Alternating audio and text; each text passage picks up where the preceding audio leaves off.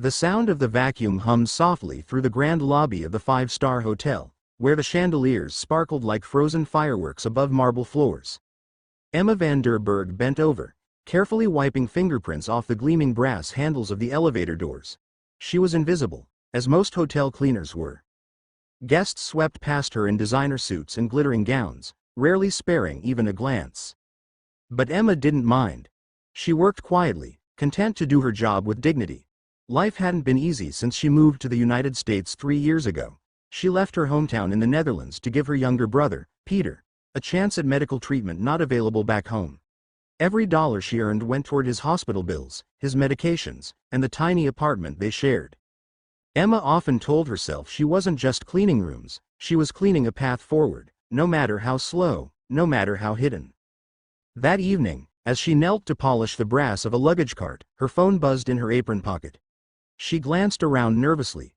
Staff weren't supposed to take personal calls on duty. But when she saw Peter's name flashing on the cracked screen, her heart skipped. She answered in a hushed voice. "Hello, Peter? Hoe gaat het?" Her voice softened in Dutch as she spoke quickly with her brother. He had been struggling with his breathing that day. Emma reassured him with gentle promises, urging him to take his medicine and rest. Her words carried the warmth of home, the kind only siblings share when oceans have separated them from the rest of their family. She didn't notice the man standing a few feet away, watching her intently. He was tall, his salt and pepper hair styled neatly, his tailored navy suit resting perfectly on broad shoulders. Everyone in the hotel knew his name, Alexander Rhodes, a self-made millionaire who had built his empire on international real estate.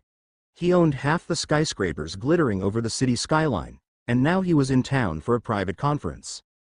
What Emma didn't know was that Alexander had lived in the Netherlands as a young man. Dutch wasn't just familiar to him. It carried memories of his late wife, Marijke, whom he had met in Amsterdam decades ago. Hearing Emma speak the language so tenderly struck something deep inside him, something he hadn't felt in years. Emma ended the call, tucking her phone away quickly, embarrassed she might have been overheard. She lowered her head and returned to polishing the cart. Alexander lingered a moment longer, studying her, before walking on without a word. The next morning, while Emma was scrubbing a guest bathroom on the 12th floor, her supervisor entered with an unusual look on her face. "Emma," she said, clearing her throat, "Mr. Rhodes has asked to see you, personally." Emma froze, the sponge slipping from her hand into the soapy water. "Me? Why?" Her supervisor shrugged.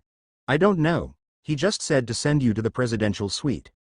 Emma wiped her damp hands nervously on her uniform. Millionaires didn't call for hotel cleaners. Guests rarely even remembered their names. With her heart hammering, she made her way to the top floor. The presidential suite was like stepping into another world. Floor-to-ceiling windows opening onto the city skyline, silk curtains, plush carpets.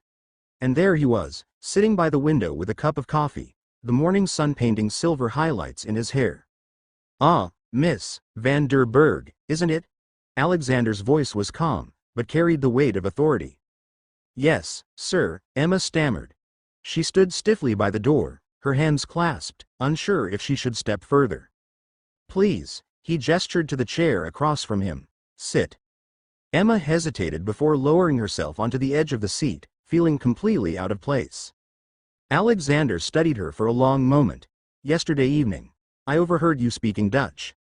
Emma's eyes widened. "Oh, I'm so sorry, sir. I didn't mean to disturb anyone. I'll make sure it doesn't happen again." He raised a hand gently. "No need to apologize. It was refreshing, actually. It reminded me of a time in my life I hold very dear." His gaze drifted briefly to the window, as though he could see a memory on the horizon. Emma relaxed slightly but said nothing. "You spoke with such care," Alexander continued. "May I ask, who was on the other end of that call?" "My younger brother," Emma said quietly. "He's been ill. I was just checking on him." There was a pause. "Does he live here with you?" Emma nodded. "Yes, sir. It's just the two of us now. Our parents are gone." Her voice wavered, but she kept her chin lifted.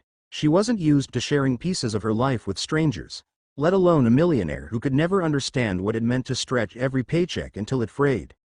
Something softened in Alexander's eyes.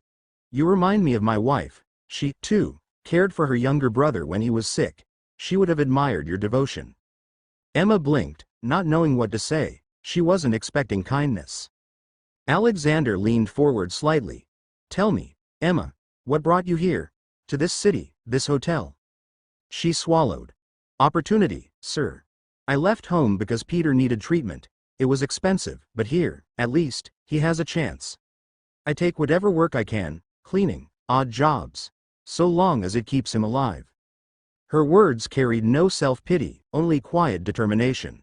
Alexander sat back, thoughtful. The silence stretched until Emma shifted nervously in her seat. Finally, he said, "I would like to help." Emma's breath caught. "Help?" "Yes," he said simply. "Your brother, he deserves proper care.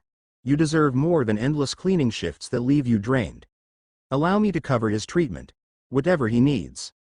Emma's eyes widened in shock. "Sir, I can't accept." "You can," Alexander interrupted gently. "And you will. Think of it not as charity, but as a debt I owe to the memory of someone I loved dearly. Consider it my way of honoring her." Tears burned at the edges of Emma's eyes. For years, she had fought alone, carrying the weight of her brother's illness on her slender shoulders. And here was this man, this stranger, offering to lift it, without asking for anything in return. She shook her head, her voice breaking. "I don't know how to thank you." Alexander gave a faint smile. "By letting me see him.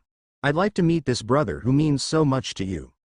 That evening, for the first time in years, Emma opened the door of their modest apartment to someone from a world she had only glimpsed through hotel lobbies and penthouse corridors. Peter, pale but cheerful, greeted Alexander with the eager curiosity of a boy who had read about millionaires only in magazines. Alexander spoke to him kindly, switching easily between English and Dutch.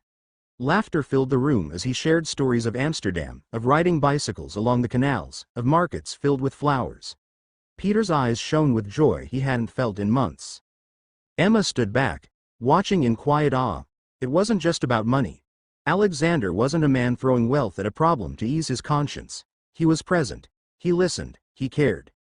From that night on, Alexander became part of their lives in ways Emma never could have predicted. He arranged top doctors for Peter, personally overseeing his treatment. He made sure Emma had time to rest, insisting she cut back her exhausting double shifts. Some evenings, he would join them for simple dinners at their apartment, finding more comfort in those modest meals than in all the lavish banquets he was accustomed to. And slowly, something began to change. Not just Peter's health, but Emma's spirit. For the first time, she allowed herself to imagine a future not defined by struggle. One rainy evening, as Alexander prepared to leave their apartment, he paused at the door. "You know," he said softly, "the night I heard you speaking Dutch, I thought it was just coincidence. But perhaps it wasn't. Perhaps life has a way of placing the right people in our path when we least expect it." Emma met his gaze, her heart swelling with a mix of gratitude and something she couldn't quite name. And in that quiet moment, with the rain tapping softly against the window and Peter sleeping peacefully in the next room, she realized that the smallest act, answering a phone call in her mother tongue, had changed everything.